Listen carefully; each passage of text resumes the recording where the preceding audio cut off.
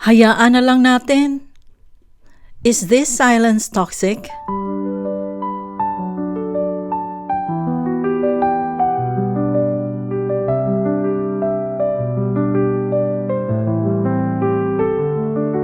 Hindi naman ito malaking away. No shouting. Walang nag-walk out. Pero pagkatapos ng hapunan na iyon, parang may nagbago sa bahay nila. Hindi galit. Hindi confrontation. Kundi katahimikan. Yung klase ng katahimikan na parang sinasabi ng lahat, "Ay, hayaan na lang natin."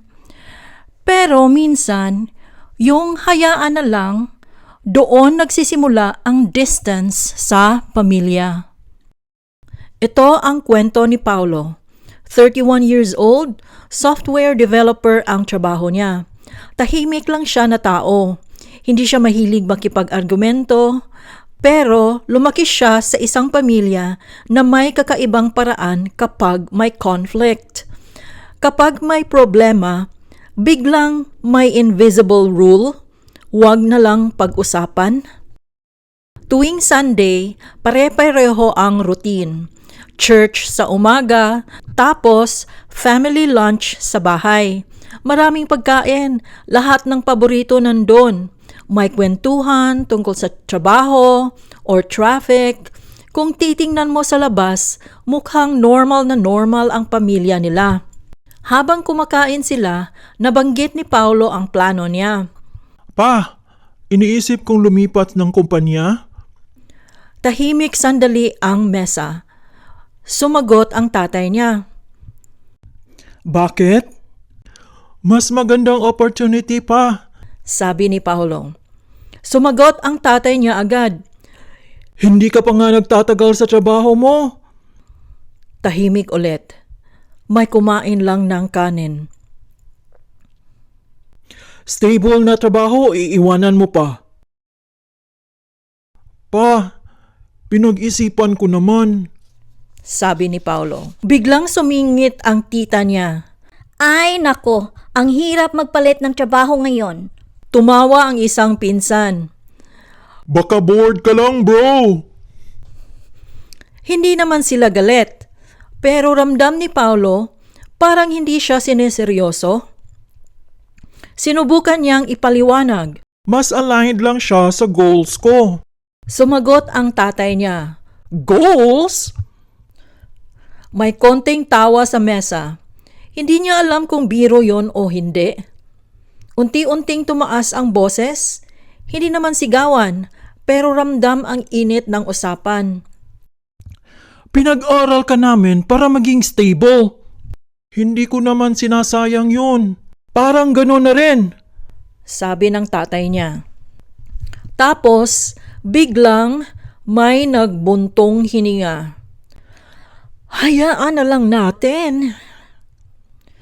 May nagbukas ng TV at doon natapos ang usapan. Hindi dahil na-resolve ang problema, kundi dahil wala nang gustong magsalita. Kinabukasan, normal ulit ang bahay. Pero may kakaiba. Hindi na ulit nabanggit ang trabaho. Kapag nandyan siya, busy ang tatay niya sa cellphone. Kapag magkasabay sila sa sala, nanonood lang ng TV, walang usapan tungkol sa nangyari. Naaalala niya tuloy. Ganito rin nung bata siya. May away ang dalawang tita niya. Hindi sila nag-usap ng 2 taon. Tapos isang reunion, parang walang nangyari. Doon siya napaisip. Ganito ba talaga ang conflict sa maraming pamilya? Hindi discussion, hindi resolution, kundi silence. Isang gabi, sinubukan niyang kausapin ang tatay niya ulit. Pa, tungkol doon sa sinabi ko, Hindi pa siya tapos magsalita, sumagot na ang tatay niya. bahala ka. Hindi nagalit si Paulo, mas parang lungkot ang naramdaman niya. Kasi minsan, he just wants to understand. Habang iniisip niya yon, may realization siyang dumating. Maybe silence was their way of keeping peace. Kung walang pag-uusapan, walang away na maging malala. Hindi ibig sabihin tama yon, pero minsan, ganon lang talaga ang paraan ng ibang pamilya para mag-cope. Hindi niya kayang baguhin agad ang pamilya niya, pero kaya niyang baguhin kung paano siya makipag-usap. Mas calm, mas patient, mas open. Makalipas ang ilang araw, magkatabi silang nanonood ng TV ng tatay niya. Walang usapan tungkol sa trabaho, pero bago matulog, may sinabi ang tatay niya. Siguraduhin mo lang, Paulo. Alam mong ginagawa mo, ha? Sa maraming Filipino families, may pattern na parang normal na lang. Kapag may conflict, hindi pinag-uusapan. Tahimik na lang, walang confrontation, walang progreso na nangyari. Pero may unspoken rule na, hayaan na lang, lilipas din yan. Pero para sa akin, hindi talaga siya nawawala. Natitigil lang siya sa ibabaw, pero sa loob nananatili. Ang ganitong klase ng silence, hindi siya yung tahimik na nagbibigay ng clarity or healing. Iba siya. Ito yung silence na punong-puno ng tension. Ramdam ng lahat na may mali, pero walang nagsasalita. May mga bagay na hindi na nabanggit, may mga topic na biglaang iniiwasan, at may mga emosyon na parang kailangang itago para lang manatiling maayos ang vibe. Para sa akin, kapag pinipilit mong manahimik tungkol sa nararamdaman mo, hindi nawawala ang hurt o frustration. Parang nananatili lang sila sa loob kahit hindi mo sila sinasabi. Minsan, lumalabas ito sa paraan na hindi mo inaasahan o sa simpleng pagiging distant. Parang natututo kang itago ang feelings mo, hindi dahil gusto mo, kundi dahil mas safe na manahimik kaysa magka-problema. Ironically, ang silence na ginagamit para mapanatili ang peace sa pamilya ay minsan nagiging dahilan kung bakit hindi nagkakaroon ng tunay na closeness. Kasi ang tunay na closeness nangangailangan ng honesty. At ang honesty minsan may kasamang uncomfortable conversations. Alam ko rin na cultural ito. Maraming Filipino families ang lumaki sa idea na ang confrontation ay bastos o nakakasira ng respeto.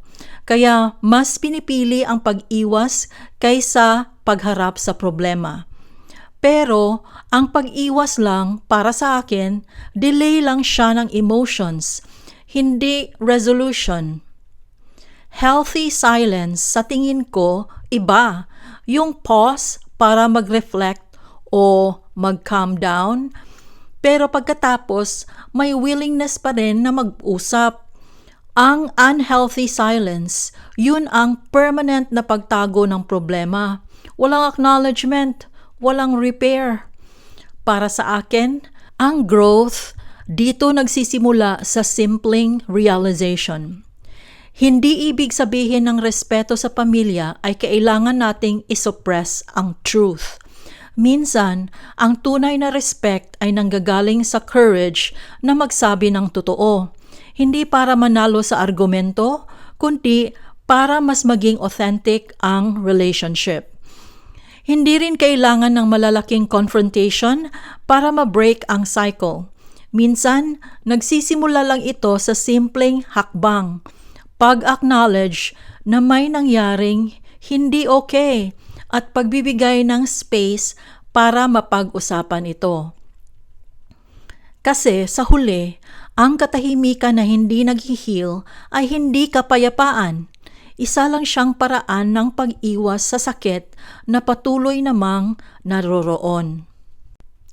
Kung nararanasan niyo rin ang ganitong klaseng silence sa pamilya, I hope may kahit konting insights kayong nakuha dito sa video na ito. Hindi naman ito tungkol sa paghahanap kung sino ang tama o mali, kundi siguro tungkol lang sa pag-intindi na may mga bagay na minsan hindi natin napapansin sa loob ng pamilya. Maraming salamat sa pakikinig at sa pag-spend ninyo ng time dito sa channel ko. Please, huwag niyo kalimutang mag-subscribe and I'll see you in my next video.